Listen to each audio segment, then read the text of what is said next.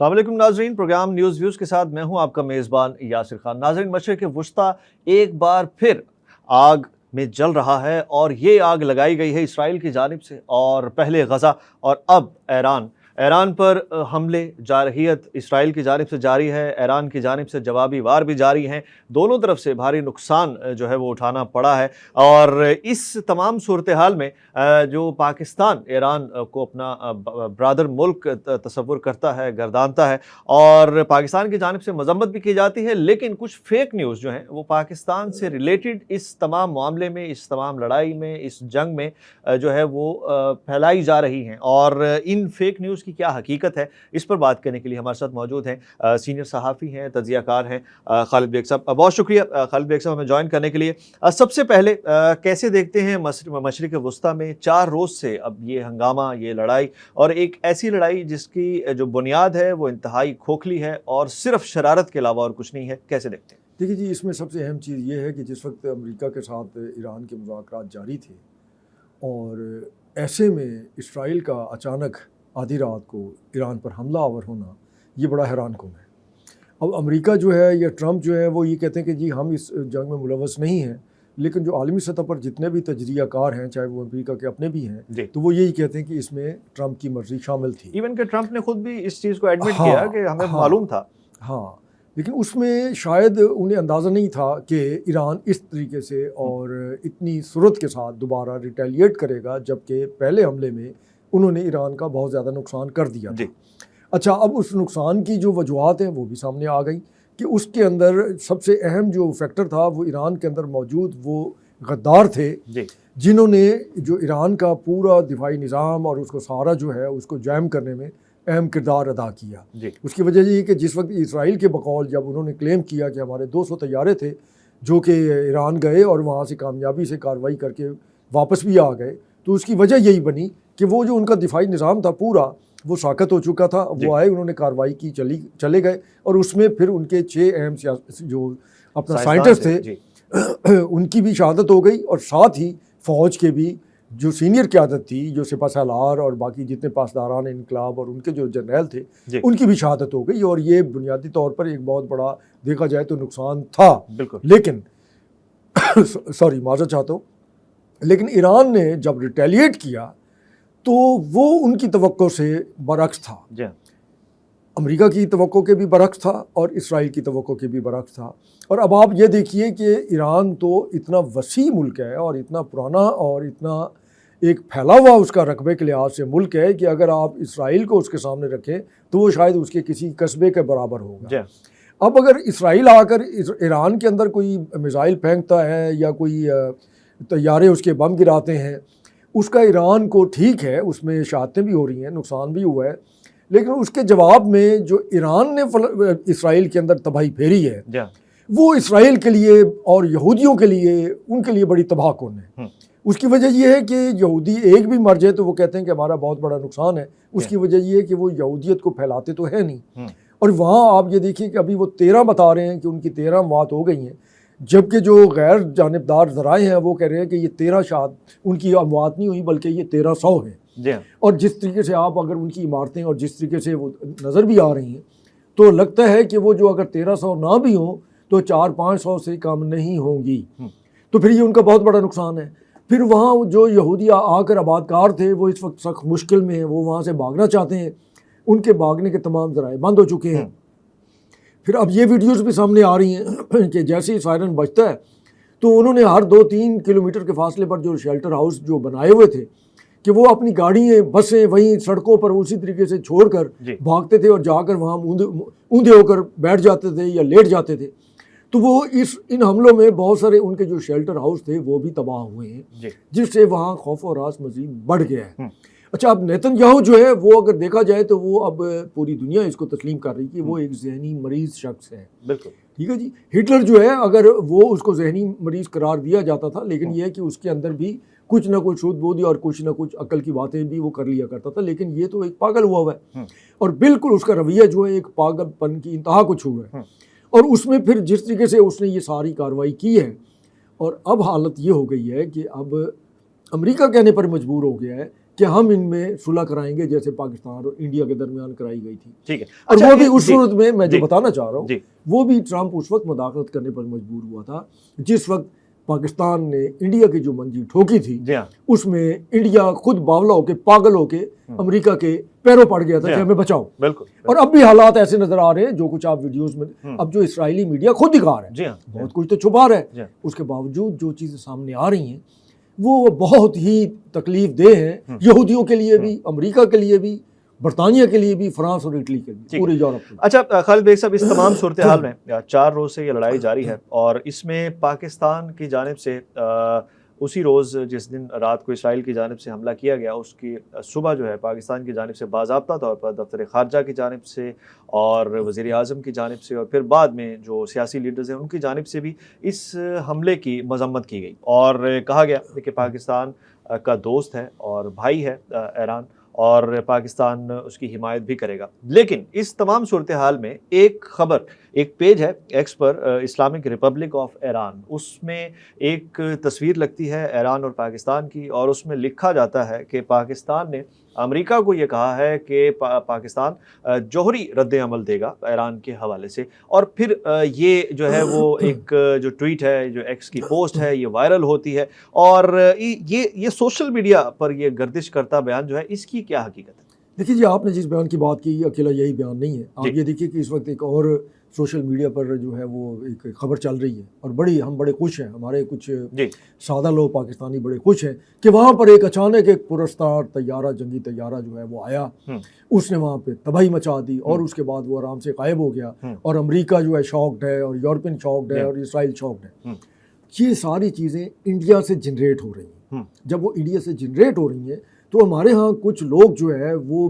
ایک نادان دوست والی بات ہے نا کہ وہ پاکستان کو اس جنگ میں دھکیلنا چاہ رہے ہیں اور انڈیا کا وہ جو ایک وہ دانہ وہ پھینکتے ہیں, وہ چگتے ہیں اور اس کو مزید پھیلاتے ہیں اور اس کا اثر یہ ہوتا ہے کہ وہ پھر باقاعدہ جو ہے وہ عالمی سطح پر تاثر ایسا جاتا ہے کہ جیسے پاکستان جو ہے وہ واقعتاً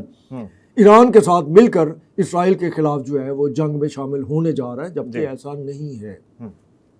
آپ یہ دیکھیے کہ کوئی بھی ملک کسی بھی دوسرے ملک کے ساتھ اس طریقے سے جنگ میں شامل نہیں ہوا کرتا. اگر انڈیا اور پاکستان کی جو 3-4 روزہ جنگ تھی, ٹھیک ہے چین جو ہے وہ پاکستان کے ساتھ کھڑا تھا, اس کی طرف سے جو ٹیکنالوجی تھی وہ بھی پاکستان استعمال کر رہا تھا. تو دنیا میں ایسا ہی ہوتا ہے نا جی, کیا وہ فرانس کی ٹیکنالوجی ہی تھی نا جو انڈیا نے استعمال کی. خود بھی کہا, امریکہ نے خود بھی جب اگلے روز ٹرمپ نے بیان جاری کیا تو انہوں نے کہا کہ اسرائیل کے پاس جو ہتھیار ہیں وہ امریکہ کے ہتھیار ہیں اور وہ جو ایڈوانسڈ ویپنز ہیں وہی ہیں جو امریکہ کے پاس ہیں وہی ہیں. تو انہوں نے باضابطہ طور پر بیان کیا. یہی ہو گیا. تو اس کا مطلب یہ نہیں ہوتا کہ آپ اس کے ساتھ شامل ہو گئے. اور ہم نے اگر ہمارے وزیر اعظم نے, ہماری وزارت خارجہ نے کھل کر, ہمارے وزیر دفاع نے کھل کر پارلیمنٹ کے اندر بھی ایران کے حق میں جو ہے وہ بیان دیا ہے اور اسرائیلی جارحیت کی مذمت کی, قراردادیں منظور ہوئی ہے, تو یہ ایک ہمارا ایک فرض بھی بنتا ہے برادر اسلامی ملک کے طور پہ بھی. اور دوسری اہم چیز یہ ہے کہ پھر ہمارا بارڈر جو ہے وہ بالکل ملک کا اس طریقے سے ہے کہ اگر وہاں اگر وہ میزائل بازی اور یہ میزائل برساتا ہے تو پاکستان کا چکنا ہونا ایک فطری بات ہے. اس کی وجہ یہ ہے کہ ماضی میں اسرائیل 2 بار کوشش کر چکا ہے کہ وہ پاکستان کے ایٹمی ری ایکٹر کوٹا پر حملہ آور ہو اور اس کو نقصان پہنچائے, اور وہ دھمکی بھی دیتے رہے ہیں. تو اس میں پاکستان کا تیار ہونے کا مطلب یہ نہیں ہے کہ ہم جو ہے وہ ایران کے ساتھ شامل ہو کر اسرائیل پر حملہ آور ہونے جا رہے ہیں. یہ تاثر جو ہے یہ انڈینز جو ہیں وہ بیٹھے ہوئے ہیں, جعلی انہوں نے اکاؤنٹ بنائے ہوئے ہیں اور وہ اس کو کرتے ہیں. اور اب ایک جو ٹرمپ کی ایک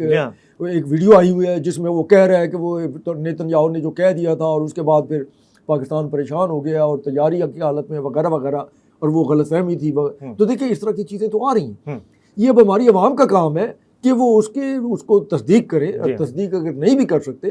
تو بھی اس کو آگے پھیلانے میں ان کی اہمیت نہیں بڑھے گی. بالکل. میرے پاس اگر کوئی جعلی خبر آتی ہے اور میں اس کو فوری طور پہ آگے پھیلاؤں یہ سوچ کے کہ میں جہاں بھیج رہا ہوں ان کو یہ تاثر دوں کہ میرے پاس معلومات بہت زیادہ ہیں, تو یہ میرے خیال حماقت ہے. آج کل ہر ایک کے پاس موبائل موجود ہے اور چیزیں ہر ایک کے پاس کرنٹ, جعلی, اصلی, سارا ہر چیز آ رہی ہے. لیکن یہ جو ہے ہمیں اس پہ ہوشیار رہنا چاہیے اور اس کے لیے باقاعدہ جو ہے ہمارے جو نیشنل ٹی وی چینلز ہیں وہ اپنی خبروں میں بھی اور اپنے پروگرامز میں بھی ہماری عوام کو اویئر کریں کہ بھائی یہ جعلی خبریں ہیں اور اس طرح کا ابہام جو ہے آپ مت پیدا کریں.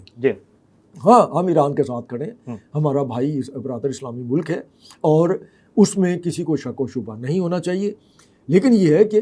وہ جنگ جو ہے، جو پاکستان نے بھی کہا ہے کہ اگر وہ مزید پھیلتی ہے تو اس میں باقی ریاستیں بھی لپیٹ میں آ سکتی ہیں، مشرق وسطیٰ آلریڈی افیکٹڈ ہیں۔ آپ دیکھیں کہ اگر سعودی عرب کو دیکھیں، یو اے ای کو دیکھیں، تو فلائٹس ریسنٹلی انہوں نے بند کی ہیں اپنی، پاکستان نے اپنے روٹس جو ہیں وہ چینج کیے ہیں فلائٹس کے۔ اس کے علاوہ اب پوری دنیا میں تیل کی قیمتوں کے اندر فرق پڑ گیا، اسٹاک ایکسچینج پہ فرق پڑ گیا، تو افیکٹ تو ساری دنیا ہو رہی ہے۔ لیکن بات یہ ہے کہ یہ جو لوگ ہیں جو اس خطے میں آلریڈی یہ کشیدگی بڑھتی جا رہی ہے اور یہ 4 روز ہو چکے ہیں، اور ماہرین کا یہ بھی کہنا ہے کہ یہ مزید کشیدہ بھی ہو سکتی ہے صورتحال، اور جسے کہتے ہیں کہ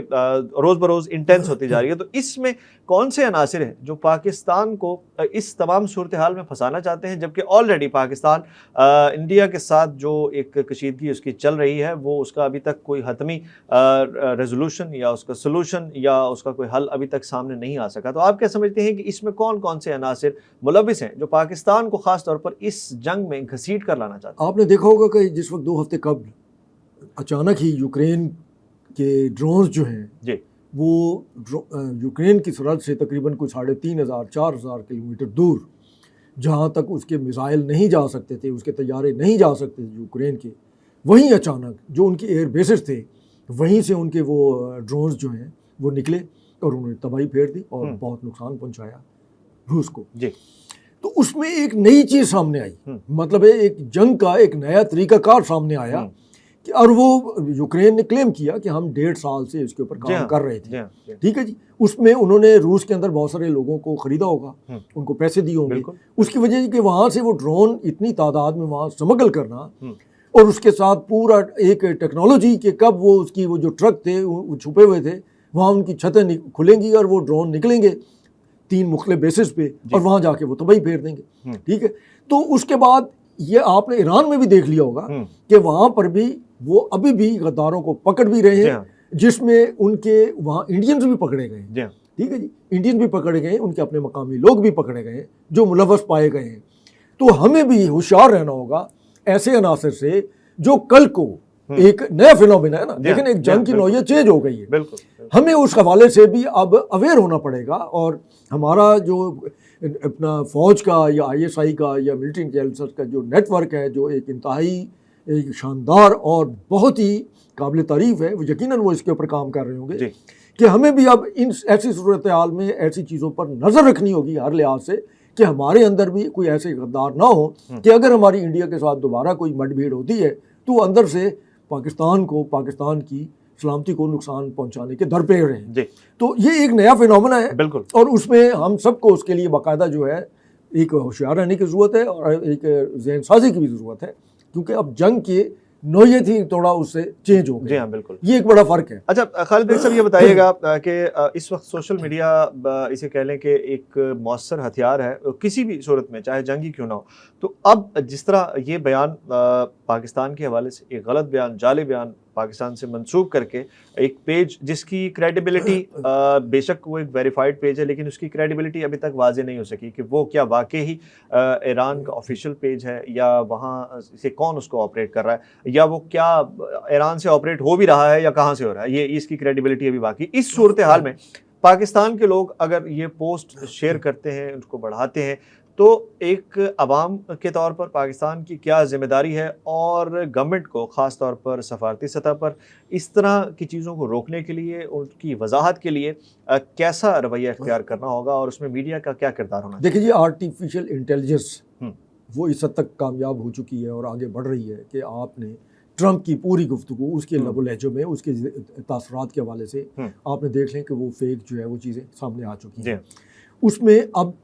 چاہے وہ سرکاری ہے، لیکن ایران ہی کی ایک سائٹ سے اگر کیا گیا ہے تو اب یہ بھی ثابت ہوتا ہے کہ وہ سائٹ ہی، وہ پیج ہی جعلی ہے، اکاؤنٹ ہی جعلی ہے، اور اب تک اس میں اس طرح کی چیزیں دی جاتی رہیں کہ جس پہ کسی کو شک نہ ہو، اور اب اگر اس کو کہا گیا تو وہ پاکستان کو ملوث کرنے کی ایک اہم سازش بھی نظر آ رہی ہے کہ ہے، ٹھیک ہے۔ اچھا، اس میں پھر ایک دوسری اہم چیز یہ ہے کہ اب ہمارے ہی سوشل میڈیا پر یہ چیز گردش کر رہی ہے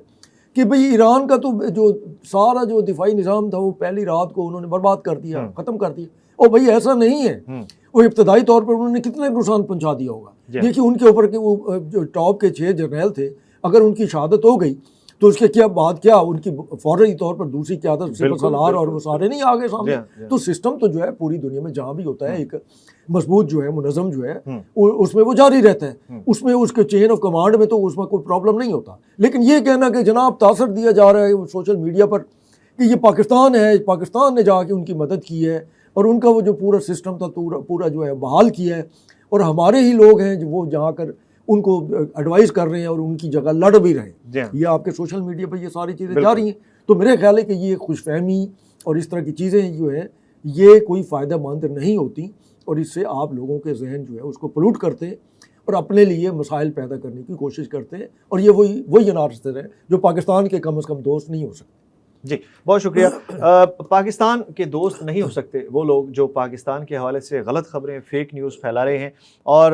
بطور قوم، بطور عوام ہماری بھی ذمہ داری ہے کہ اس طرح کی کوئی خبر جو اس اہم تنازع، اس وقت کشیدہ صورتحال جو ہے مشرق وسطیٰ میں، اس کے حوالے سے اگر پاکستان کے حوالے سے سامنے آئے تو اس کی تصدیق کیے بغیر اس کو شیئر نہ کریں، کیونکہ یہ ایک شیئر یا ایک دفعہ اس کو پوسٹ کرنا آپ کے ملک کے لیے، آپ کے عوام کے لیے مستقبل میں نقصان دہ ہو سکتا ہے۔ اسی کے ساتھ اجازت دیجیے، اللہ حافظ۔